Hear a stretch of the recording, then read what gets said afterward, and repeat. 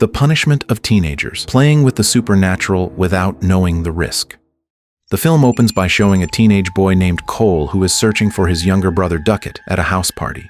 People there say Duckett has been acting strangely, possibly because he is drunk. When Cole finds out that Duckett has locked himself inside a bedroom, he immediately forces the door open and sees multiple wounds on Duckett's body. Shocked, Cole quickly takes his brother home. However, because people at the party are recording Duckett, Cole asks them to turn off their cameras to protect his brother. Suddenly, without any clear reason, Duckett stabs Cole in the chest, then ends his own life by stabbing himself in the eye. Duckett.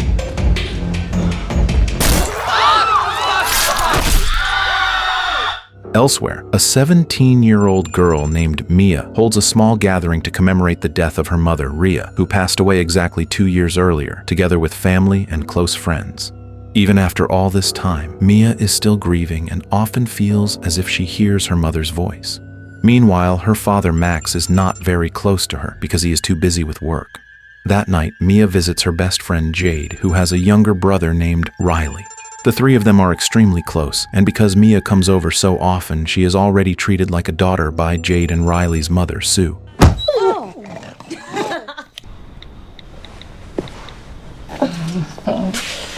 It's just a cold, you kick it. Thank you. Still struggling with the loss of her mother, Mia wants to have some fun and invites Jade and Riley to attend a house party hosted by their school friends, Haley and Joss. At this party, many teenagers appear to be possessed, and this is treated as entertainment, to the point that Haley even uploads the videos to social media. I don't know. It's 1000% true. It shouldn't be kissing horses, right? I'm like the jail. Sorry for ruining your phone date. Apology. When they arrive, many teenagers are already hanging out, drinking alcohol and smoking. Daniel is also there, Jade's boyfriend, who previously dated Mia, but despite that, their relationships remain on good terms.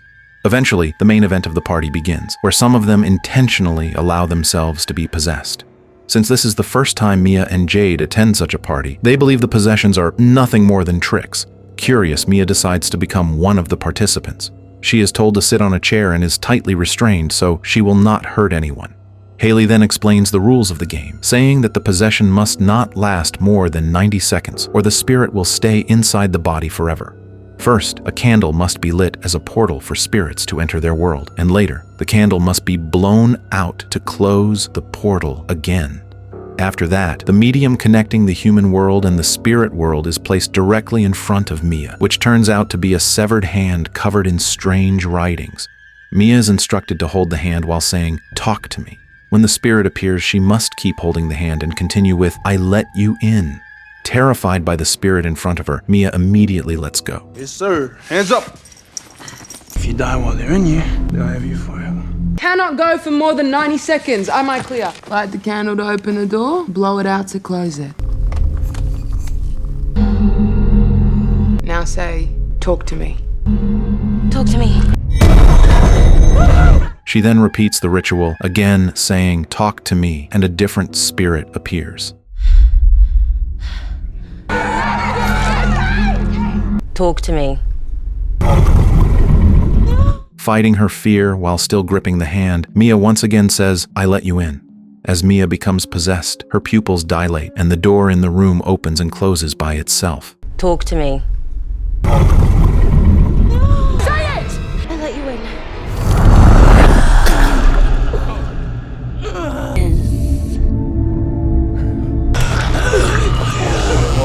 She then says that Riley will also be possessed later. When the possession reaches 83 seconds, Joss prepares to pull the hand away, but the spirit's energy is far stronger this time, making it difficult for him to release it.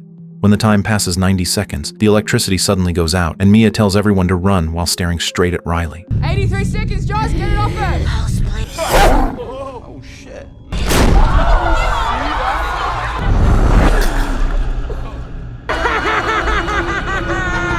He's behind you now.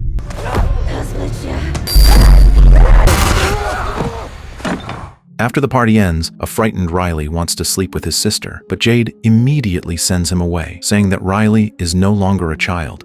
In the end, Riley sleeps next to Mia, who is staying overnight in the living room. They talk for a while, and Mia shares that she often has the same recurring nightmare, where she looks into a mirror but sees no reflection of herself.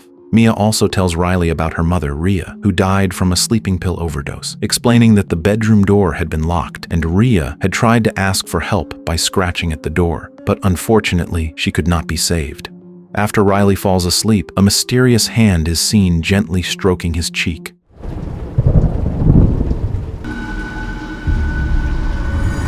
The next day after school, Jade suggests holding another possession ritual at her house later that night, after her mother Sue leaves town at 9 o'clock. Since this is not a party and they are simply curious to experiment with the ritual, only a small group takes part, consisting of Mia, Jade, Daniel, Haley, Joss, Riley, and Riley's friend, James.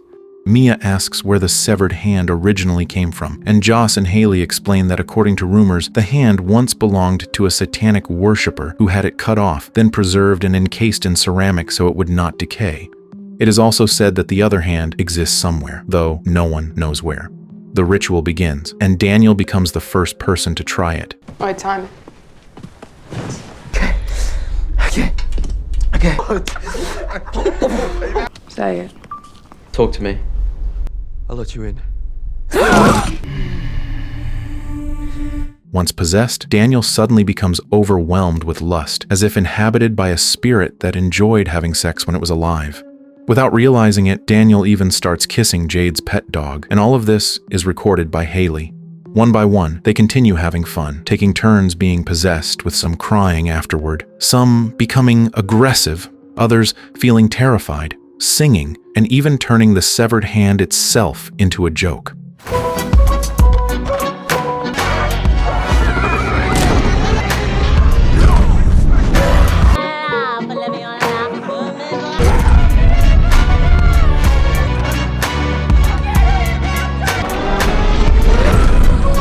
Eventually, Riley wants to try the ritual, but Jade forbids him because he is still too young. Mia defends Riley, saying the possession game is just harmless entertainment, and suggests that to be safe, Riley should only participate for 60 seconds. Annoyed that her brother keeps insisting, Jade storms out of the room, followed by her boyfriend Daniel, who tries to calm her down. Left behind, Riley boldly goes through with the ritual. What about 50? Okay, 50. Let's go.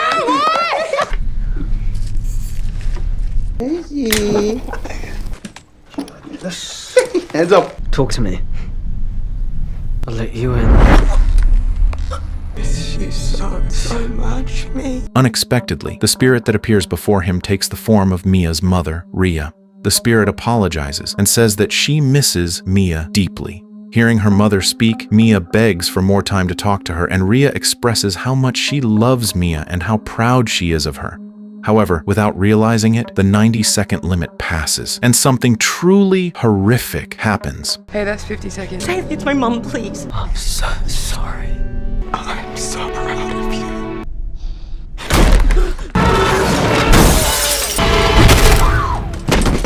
The incident leaves Mia in shock. She stands frozen before going to the bathroom to wash the blood from her hands.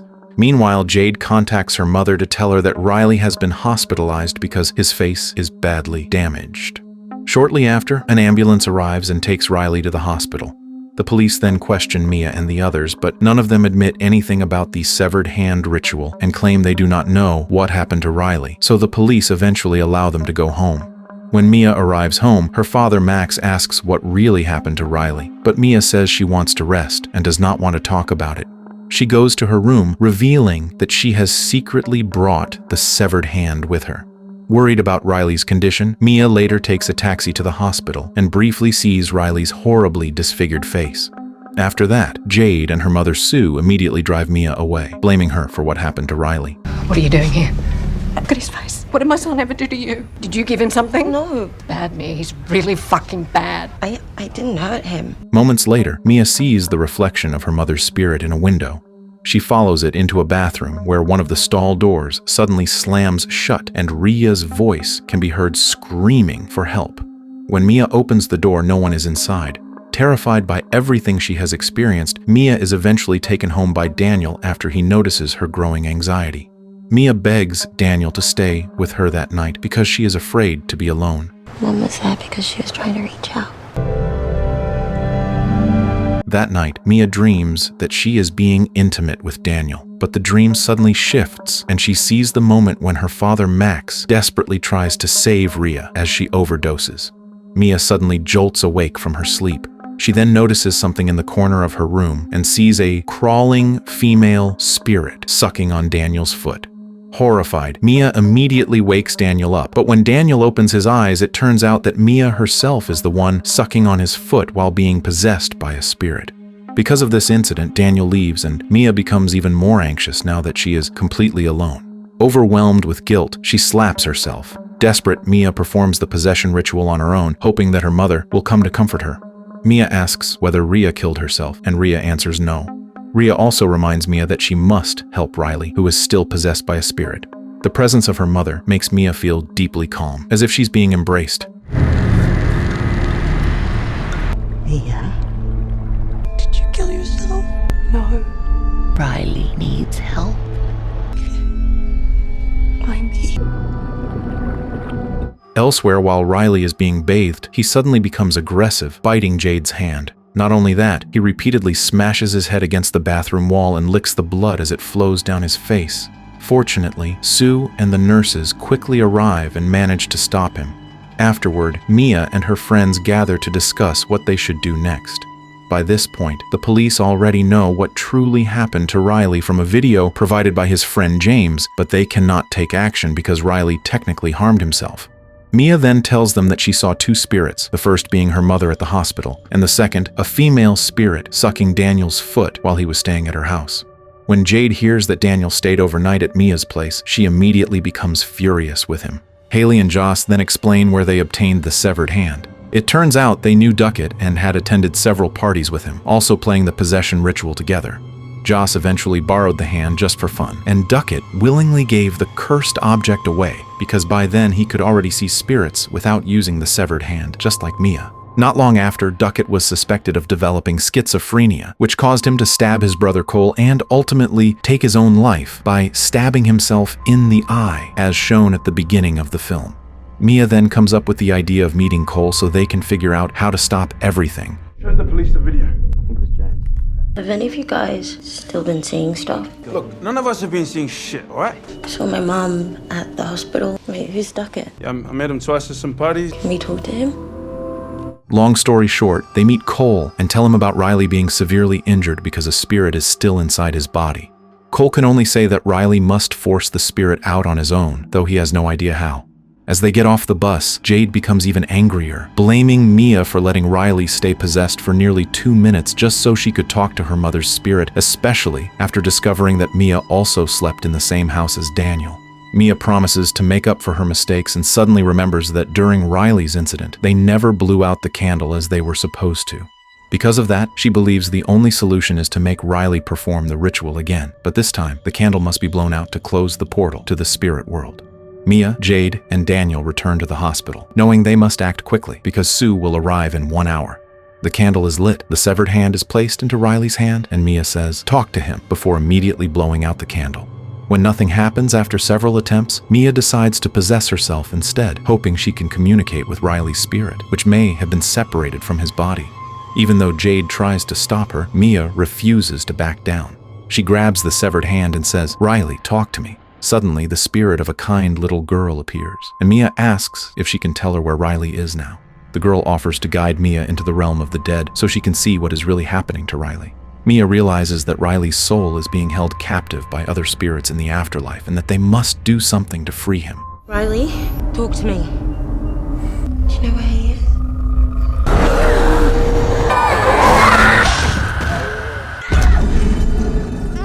For the time being, Mia returns home to calm herself. There, her father Max finally reveals the truth about Rhea's death, explaining that before she died, Rhea had written letters for both Max and Mia. However, Max had never dared to show them to Mia because he did not want to burden her emotionally. After 2 years, Max finally reads the letter aloud, which reveals Rhea apologizing for always being sick and for burdening both her husband and daughter. Rhea says she only hopes that Max and Mia can live peacefully once she is no longer suffering. The letter is essentially Rhea's farewell, explaining that she chose to end her life for the sake of her family so she would not continue to trouble them. However, Mia, who has already encountered her mother's spirit, completely refuses to believe this because Rhea herself told her that her death was not suicide but an accident. Max immediately hugs Mia to calm her down, but at the same time, Mia sees her mother's spirit telling her that her father has been lying. Your mother, before she passed, she left us something. I am no longer in pain. I hope you don't hate me for this. I'm sorry, Mia. I'm sorry I kept it from you. It's not true. Hearing this, Mia quickly retreats back to her bedroom. Inside her room, Mia sees the figure of her mother waiting for her, repeatedly insisting that her father has been lying and that Ria never wrote any letter. At the same time, the figure outside the bedroom appears as a creature resembling her father, Max. Mia is also manipulated into believing that she must kill Riley so his suffering can finally end. Without Mia realizing it, the spirit standing before her is not her real mother at all, but an evil entity imitating Ria, one that has been targeting Riley from the very beginning. Mia becomes an easy target for manipulation because she is completely consumed by grief over her mother's death. Not long after, Mia begins hallucinating again, seeing her father as a demonic figure trying to kill her. Believing the illusion, Mia attempts to stab her hallucinated father with a pair of scissors. However, without her realizing it, the real Max rushes in to save her at the exact moment she strikes. He's lying.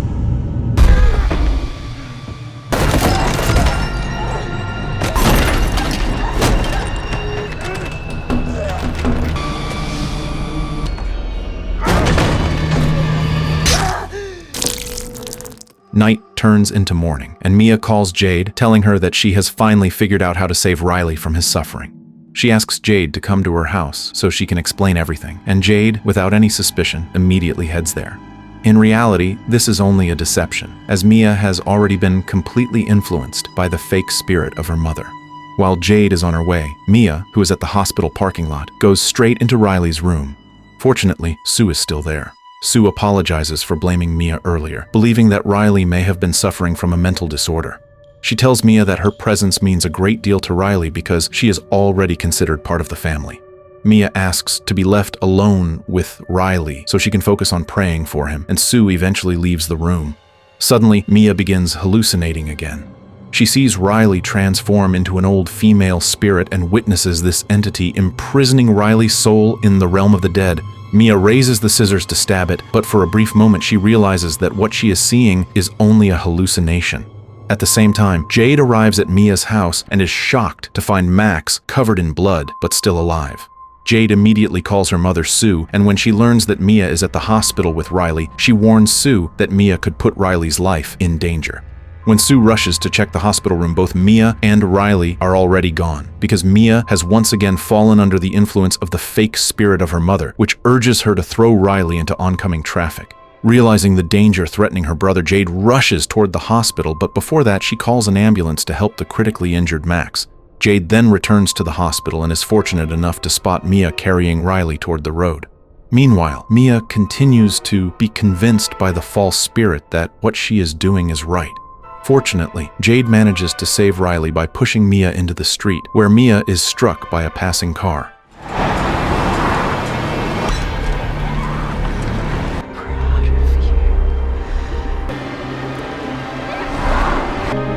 We'll have him forever. Show him the way.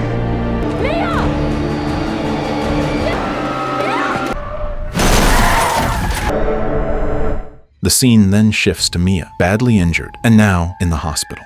There, she sees her father walking toward an elevator, and she also sees Riley fully recovered, leaving with Sue and Jade. Confused by what is happening, Mia realizes she has no reflection in the mirror and that her fingers are still broken from the accident. She tries to chase after her father, but darkness suddenly surrounds her. Lost and terrified, Mia notices a small light in the distance. Slowly, she approaches it and sees a candle beside an outstretched hand. The moment Mia grasps it, she is suddenly transported to a party where a group of people in another country are performing the same possession ritual. That moment signifies that Mia is no longer part of the human world. She has died after being hit by a car. The earlier scene when Mia walks through the hospital and sees Riley fully recovered and leaving with Jade and Sue is not a coincidence. It represents that Riley has successfully survived the terror of the spirits. Meanwhile, the image of Max entering the elevator shows that Mia's father is still alive and able to move on with his life. Mia can only watch from a distance because she herself has already become a spirit. That is why she has no reflection in the mirror and eventually becomes trapped in darkness. Mia's fate closely mirrors what happened to Duckett at the beginning of the story. Devastated by the loss of his father, Duckett began abusing the possession ritual without limits. In his fragile mental state, he became an easy target for an evil entity that disguised itself as the spirit of someone he loved. As a result, Duckett lost control, stabbed his brother Cole, and then ended his own life. The same thing happens to Mia. Her grief over her mother's death makes her easy to manipulate. The spirit she believes to be Rhea is actually nothing more than a malicious entity exploiting Mia's longing. Little by little, Mia is influenced until she hurts her own father and is ultimately pushed into the street where she is struck by a car. Because Mia dies while still being possessed by this false spirit, her soul is never truly free. She becomes lost between the human world and the spirit world. In the final moments of the film, Mia finds a light in the form of a candle and an outstretched hand. When she grasps it, her position instantly changes. Mia is no longer a human summoning spirits, but a spirit being summoned by a new group of people in a distant place. The cycle begins again. Anyone who plays the ritual for too long or too often, especially those who are emotionally broken, can easily be overtaken by evil entities. After death, they become new spirits who will one day be summoned again by others in a different time and a different country. This is why, at the final party, the language spoken is no longer English. It indicates that a long time has passed, and that the cursed hand has traveled from one place to another. And with that, the story comes to an end.